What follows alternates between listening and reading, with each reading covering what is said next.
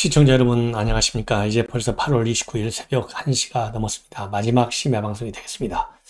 저도 좀 일찍 자고 싶은데요. 중요한 뉴스들이 계속 나와가지고 그냥 잘 수가 없어서 여러분께 공유하려고 심야 방송을 합니다. 항상 많이 시청해 주셔서 고맙다는 말씀을 드리고 자세하고 정확하고 깊이 있게 분석을 해드리겠습니다. 우선 이재명 의원이 이제 당 대표가 됐잖아요. 역대 최고 지지율로 당선이 됐어요. 77.77%. 김은혜 대변인이 서면 브리핑에서 축하한다. 그리고 산적한 현안을 함께 해결하는데 협력을 기대한다. 그리고 날이 되면 오늘이죠. 29일 이진복 정무수석을 통해서 난을 전달할 예정이다. 이렇게 입장을 밝혔습니다. 근데 사상 최대의 강성 이미지로 구성된 인물들로 딱 돼 있기 때문에 협력이 만만치 않은 것 같습니다. 그리고 최고위원은요, 비명계 중에서는 고민정 2등으로 당선됐고 나머지는 전부 친명이 됐습니다. 그래서 5명이 전부 다 4명이 5명 중에 4명이 친명인데요. 정청래 1등, 2등이 고민정, 3등이 박찬대, 4등이 서영교, 5등이 장경태. 이렇게 5명으로 구성이 돼서요. 총 비대 지도부가 9명인데요. 2명은 지명직이에요. 그러니까 2명은 이제 누가 될지 이제 좀 기다려봐야 되겠고, 이재명과 박홍근을 포함해서 총 7명인데 그 중에 7명 중에요. 7명으로 돼 있는데 고민정 하나 빼고 6명이 전부 친명 핵심 강성 인물들로 포진되어 있고요. 정청래 하나만 보더라도 얼마나 강성인지 여러분들께서 짐작을 하실 것이다. 그리고요, 오늘 이제 당선이 되자마자 최고위원들 당선된 분들하고 긴급 간담회를 가졌습니다.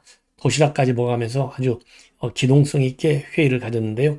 여기서 이제 인사 문제 또 여러 가지 현안을 어떻게 다룰 것이냐, 간략한 상견례를 겸한 첫 번째 간담회가 되는데, 여기에서요, 바로 이제 끝나고 나서 비서실장에는 천준호 의원, 초선인데 강북구 갑입니다. 그리고 대변인에는 박성준 의원, 초선이고 중구, 성동구, 을 이렇게 내정을 했습니다. 자, 참고적으로 박성준 의원은요, 이번 대선 경선 캠프에서도 선임 대변인을 지낸 분이에요. 자, 그러다 보니까 이제 과연 누가 실세고 누가 어떤 당직을 갈 것이냐, 이것이 관점의 관측 포인트가 아니겠습니까? 여전히 지난 대선 때부터 있었던 7인회가 핵심 인물이다. 이렇게 알려지고 있어요. 7인회는 누구냐? 정성호, 김영진, 김병욱, 임종성, 문진석, 김남국, 이규민 전 의원 이렇게 되어 있고요. 김영진 의원은 이번에 당권 도전에 반대하는 바람에 상대적으로 거리가 멀어졌다. 그리고 정성 의원이 이번 사무총장에 유력하게 제안을 받았는데요. 고사를 했습니다. 자, 이 정도로 센 사람들이에요. 그 다음에 이해찬계인 5선의 조정식 의원도 친명계로 상당히 이름을 날리고 있고요. 그 다음에 검수완박 과정에서 탈당했던 민영배 의원 마찬가지입니다. 굉장히 중요한 실세로 그렇게 평가를 받고 있고요. 그리고 신친명계가 또 나타났어요. 대선 그리고 전대를 거치면서 신친명계로서 박찬대, 그 다음에 김병기 이 2명이 거론되고 있습니다. 그리고요, 원해그룹에서는 성남과 경기 라인에 정진상, 김용, 김남준 이런 사람들이 거론되고 있고요. 자, 그리고 당직 인선을 상당히 서두를 것으로 알려지고 있습니다. 자, 그래서 또 당직 거론되는 사람들 중에는 김병욱, 윤우덕, 김윤호, 김윤덕 이런 사람들이 차기 당직의 물망에 올라온다. 뭐 상세하게요. 오늘 심야 방송이기 때문에요. 이름 어떤 성향의 사람인지에 관해서는 내일 낮에 별도로 좀 분석해 드리도록 하고, 아마도 이름만 들어도 여러분들 대충 다 아실 거예요. 자, 그래서 당직은 그 기준이 우선 이재명의 체제, 친정체제 강화보다는요, 이 계파 갈등 우려가 있기 때문에 통합형 인사로 간다. 이렇게 지금 알려져 있습니다. 그래서 우선 정책의장 중에서는요, 의장으로는 김민석 의원이 하마평에 오르고 있고, 현 김성환 의원의 유임 가능성도 있다. 사무총장에는요, 정성 의원이 고사를 하는 바람에 신친명으로 떠오르고 있는 재선의 김병기 의원. 김병기 의원은 우리 국정원 출신입니다. 이 김병기 의원이 거론이 되고 있고요. 그리고 사무총장에도 김병기와 삼선의 윤관석 의원도 함께 물망에 오르고 있다. 이런 보도가 나오고 있어요. 그래서 이제 관건은 문재인 대통령과 똑같은 코스를 일단은 올라탔다. 대선 후보 떨어졌다가 국회 입성하고 당 대표까지. 그래서 2027년도 재도전에 상당한 기반이 될 것이다 라고 지금 평가를 받고 있습니다. 자, 그리고요, 이 정도로 해서 이제 거론되고 있는 이 실세들 이렇게 소개를 해드렸고요.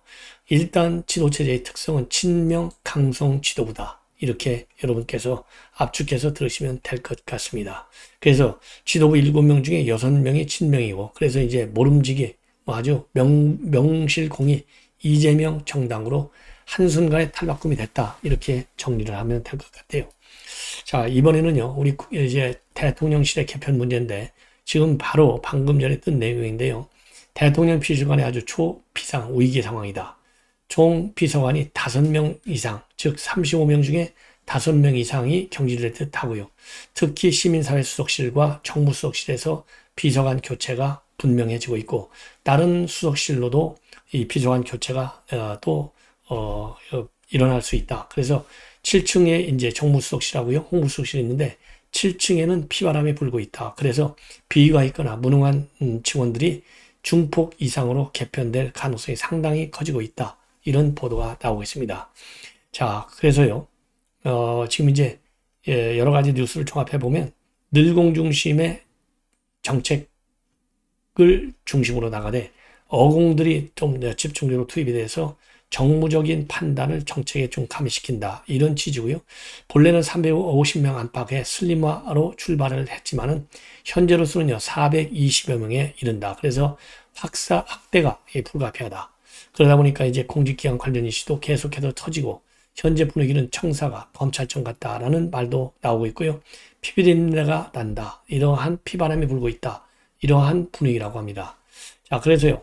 추석 전에 비서관급을 불가리하는데 최소 5명에서 최대 10명 가까이 비서관을 교체할 것으로 보인다.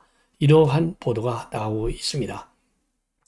자, 생각보다 굉장히 빠르게 지금 추석 전 비서관 교체가 되고 있고 정부 라인을 보강하는 인사검증 작업이 본격화되고 있다. 예, 그래서 대통령실에서 인적 쇄신의 고삐를 상당히 빠르게 지금 올리고 있는 것이 아니냐. 이러한 보도가 나오고 있습니다. 이번에는 말이죠. 이 한동훈 장관이 최근에 온라인에서 대대적으로 인기를 있다. 마약사범 그리고 깡패 수사를 왜 검찰이 못하느냐. 이러한 얘기들, 특히 이 법사위에서 야당의 질문에 대해서 한동훈 장관이 맞받아치는 이러한 그 윗도 있는 답변들이요. 굉장히 인기를 얻었는데 이번에는요. 이런 거를 바탕으로 해서요. 한동훈 장관이 직접 법무부 유튜브, 법무부 TV에 출연을 해서 27일에 이어서 28일 두 번째로 직접 검수완박법에 관련된 시행령 개정에 관한 답변 내용을 편집해서 올리고 있다고 하는데요. 조회수가 영상 1편당 12건을 지금 올 12만을 넘게 기록하고 있다고 합니다. 10만이 넘어가면 상당히 인기 있는 프로그램이 된 것이죠. 그래서 이 검수완박법 시행령과 관련해서 한동훈 장관이 답변하고 있는 내용, 즉 법무부 TV에 올라오고 있는 내용을 여러분께 말씀을 드리고 좀 소개를 해드린다면요. 대부분이 이제 지난번 답변 내용으로 중심으로 해서 편집이 되어 있는데요. 검수완박법안이 추진될 당시에 황운하 민주당 의원이 다른 민주당 의원에게 보낸 편지를 보면 검찰 수사를 못하게 하는 부분이 경찰로 이관되거나 대체되는 것이 전혀 아니고 국가 전체 수사 총량에서 증말하는 것이다 라고 명확하게 명시하고 있다. 그러면서요. 중요 범죄를 검찰이 수사했는데 그 부분이 증발하면 범죄자만 이익을 보고 국민이 피해를 보게 된다고 생각한다고 밝히고 있습니다. 그러면서요.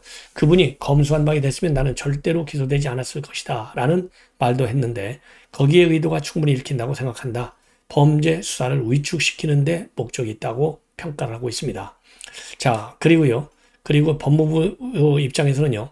검수완박법이 초안에서 2대 범죄 중 대통령령으로 정하는 중요 범죄에서 최종 안에는요. 2대 범죄 등으로 바뀐 만큼 시행령 개정을 통해서 부패 범죄와 경제 범위를 자율적으로 개정할 수 있다. 이 점을 또 집중적으로 한동훈 장관이 역설하고 있고요. 그리고 여기에 있는 법사위의 답변 내용을 편집하고 있지 않습니까? 그래서 여기에 있는 박주민 의원도 지난 4월 26일 기자들에게 중과 등의 차이를 설명했고 이수진 의원도 4월 28일 이에 대해서 페이스북에 글을 썼다라고 밝히고요. 법무부의 시행령 개정에는 이론의 여지가 없는 부분이라고 생각한다. 국어사전을 들이댈 문제가 아니다. 그러니까 등과 중 이게 무슨 국어사전 갖고 할 일이 아니다는 것이죠. 그리고 또 이 한 장관은요. 문재인 정부 때 검경 수사권 조정한 이후에 범죄 수사가 크게 줄어들었다고 지적하고 있습니다. 그래서 통계적으로 보면 마약 수사가 확 줄었고 조폭 수사도 확 줄었다. 무고인지도 확 줄었다. 그 피해는 어디로 가느냐? 결국은 서민들이 지는 것이라고 본다. 이러한 답변 내용도 편집이 되어 있어요. 그리고 평생 시민들 중에서 검사 앞에서 조사받을 분이 몇이나 되겠느냐? 깡패나 마약사범, 그리고 부패한 공직자나 정치인 이런 사람들만 검찰 수상이 대상된 것이다 라고 밝히고 이런 부분에 대한 총량을 늘려서 강하게 수사하는 것이 저는 당연히 국민에게 도움이 되는 일이라고 생각한다고 밝히고 있습니다. 그리고요, 이 유튜브 TV에서는요, 한 장관이 검수완박법 우연 결정이 나기 전까지 시행령으로서 국민 피해를 최소화하게 보완하는 것도 법무부의 임무다라고 주장을 하고요.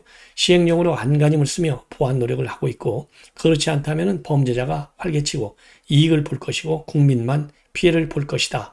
이러한 입장을 내놓고 있는데요. 자, 이러한 법무부 유튜브 조회수가 10만이 넘기 때문에 나름대로 상당한 홍보 효과가 있지 않을까라고 판단이 듭니다. 자, 이 내용은요, 이제 조선일보에서 단독으로 보도하고 있는 내용인데요. 국민의힘 단톡방, 의원들의 단톡방 있잖아요. 여기에서 배현진 의원과 김병욱 의원이 일대 설전을 벌였다라고 지금 되어 있어요. 왜냐? 맨 먼저 김병욱 비운계죠. 김병욱 의원이 지금 이제 사퇴 쇼를 했다 이렇게 비판한 거거든요.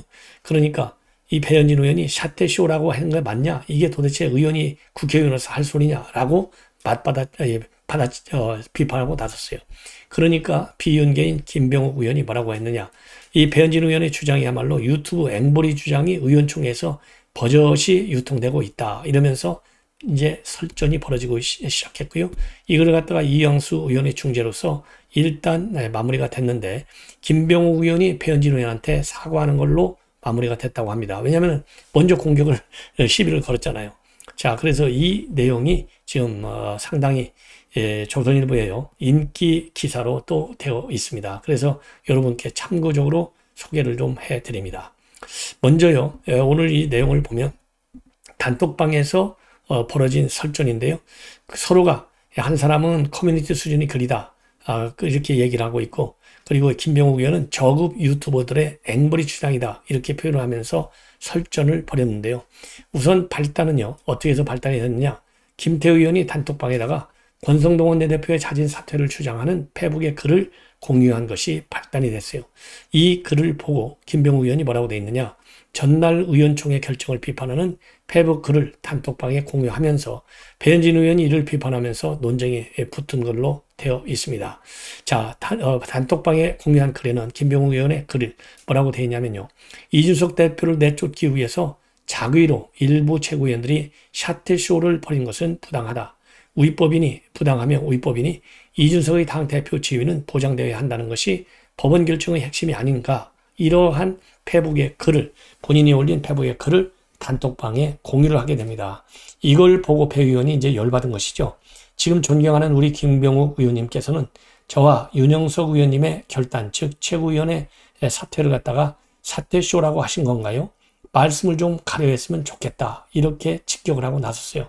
그러면서 배현진 의원은 저희가 임기가 남은 당직을 내려놓고 조용히 지내는데 동료 의원들을 함부로 재단하는 커뮤니티 수준의 글 공유는 삼가주기를 요청드린다. 국회의원이신데 라고 이제 비꼬고 있습니다. 그러니까 김병욱 의원이 이제 열받아가지고 바로 반박을 해요. 뭐라고 반박하느냐. 일부 저급 유튜버들의 앵벌이 주장이 당의원총회장에서 버젓이 유통되는 현실이 개탄스럽다. 국회의원으로서 라고 받아친 것으로 알려지고 있습니다. 이렇게 되니까요. 이양수 의원이 중대에 나서고 김병욱 의원이 사과하면서 마무리가 됐는데요. 김병욱 의원은 뭐라고 사과했느냐. 배 의원 개인을 염두에 두고 한 얘기가 아니었다. 배 의원을 불편하게 한 점을 사과한다라는 취지의 글을 올렸다고 합니다. 자, 그런데요. 또 바로 이제 하루 전날에는 유상범 의원이 새로 비대위를 끓인다라고 하니까 최재형 의원이 손을 들고 절차적인 문제에 대한 의견을 표했는데요. 이 자리에서 비대위를 다시 꾸린다는 게 도대체 무슨 얘기인가? 새로운 비대위를 꾸리기 위해서 당헌 당규를 어떻게 고친다는 것인가? 라는 질문을 하면서요. 절차적인 정당성과 관련한 우려의 뜻을 밝혔습니다. 이렇게 해서요. 의원총회가 끝난 뒤에 최재형 의원은 페북에다가 뭐라고 글을 올렸느냐.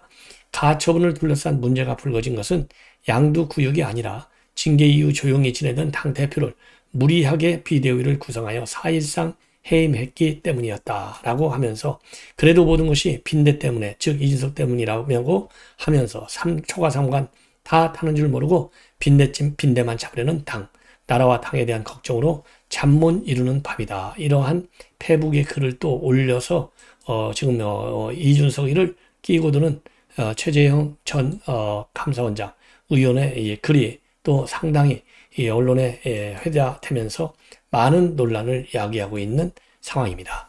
자, 이렇게 해서요. 지금 현재 이제 어제 의총을 계기로 해서 우리 국민의힘 의원들의 단톡방에서마저도 노선에 따라서 이렇게 서로 대립하고 설전을 벌이는 이 상황. 지금 야당이 얼마나 좋아하겠어요? 이게 결국은 내부 분란이 아니겠습니까? 그래서 더군다나 말이죠. 바로 며칠 전에 천안연수원에서 우리가 당정 완팀이 되자. 당정 완팀이 되려면 우선 의원 연찬하는 게 뭐예요? 의원들이 하나가 돼서 정부를 지원해야 된다. 이런 얘기가 아니겠어요? 그런데 의원들이 이렇게 사소한 말꼬리를 잡고 썰전을 벌이는 모습. 정말 의원들이 할 일이 이렇게 없나 싶습니다. 그야말로 한 달에 1,000여만 원 이상, 수당까지 합치면 2천만 원이 넘는데요.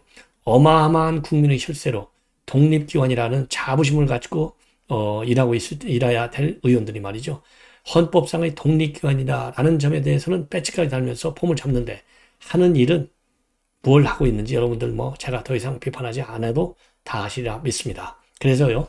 차기 선거 때부터는요. 공천도 중요하고 정말 훌륭한 인물들이 공천 신청을 하는 것이 우선 인재의 선순환을 위해서도 꼭 필요한 대목이 아닌가 이렇게 판단이 듭니다.